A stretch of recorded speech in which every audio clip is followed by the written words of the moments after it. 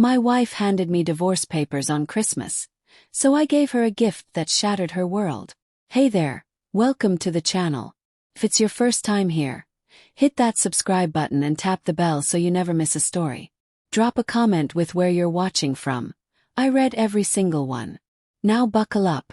This isn't your average holiday tale.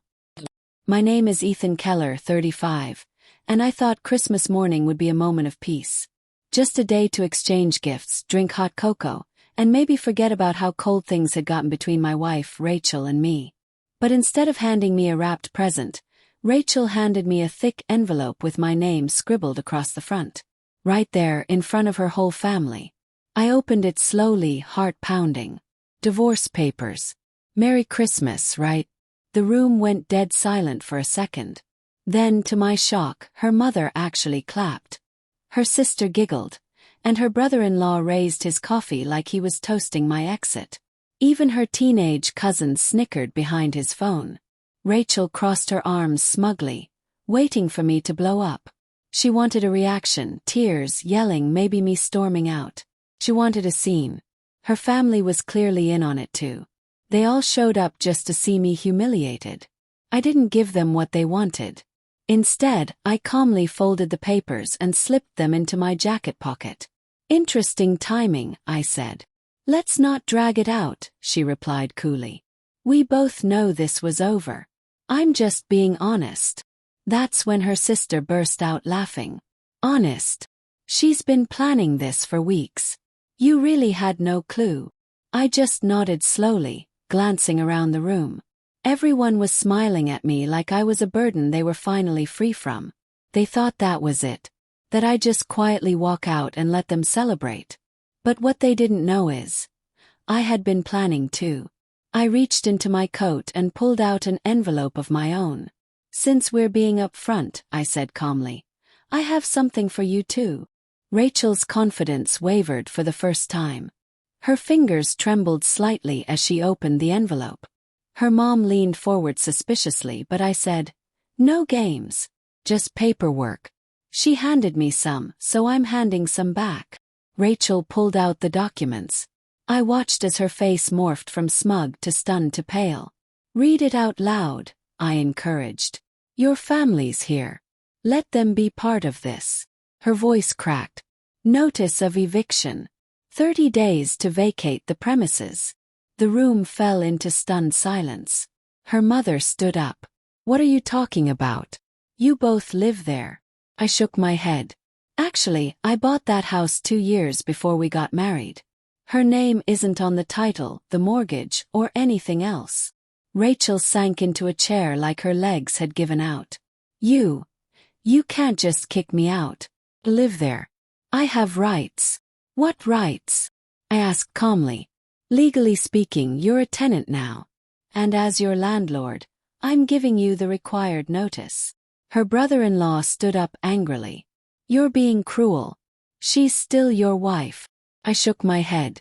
She was. Until this morning when she served me papers. You chose this. You can't demand to divorce someone and still expect to live in their house rent-free. Her mother glared at me. Where is she supposed to go? That's her problem now, I said simply. Actions have consequences. Rachel started flipping through the papers like she was hoping to find some loophole. I contributed. I helped pay for that house. Really? Pulled out my phone. Then show us the receipts. Nothing. The mortgage. Comes out of my account. Utilities. Groceries. Paid by me. So what exactly did you contribute? Her mom sputtered. She kept the home running. She cooked. Cleaned. I laughed softly. She hasn't cooked in months. And she cleans her makeup brushes more often than she's cleaned a single dish. Rachel turned red. You're making me sound useless. I'm just stating facts. But don't worry, I continued. In case you do have some kind of claim, I had my attorney draw up a summary. Her father snapped. Attorney. Since when do you have a lawyer? 6 weeks ago, I replied. Right after I found the credit card statements she hid. Rachel froze. What credit cards? Her sister asked. Ones she opened under her maiden name. $23,000 in debt on clothes, dinners I never attended, hotel rooms I never visited. I handed her brother-in-law the documents. He read, jaw tightening. Ritz-Carlton, spa days, jewelry. Are you serious? Her mother snatched the paper. Rachel. This says you charged nearly $30,000. I was stressed. Rachel cried. I needed things to help me feel better. The marriage was falling apart. With money you didn't have, her father muttered. That you didn't even tell your husband about. I leaned back in my chair. And here's the best part. Normally as her husband I'd be liable for that debt. But since she filed for divorce and opened those accounts secretly, my lawyer thinks we have a strong fraud case. Rachel's eyes widened. Fraud? Yes, I replied coolly. Financial deception in a marriage is fraud.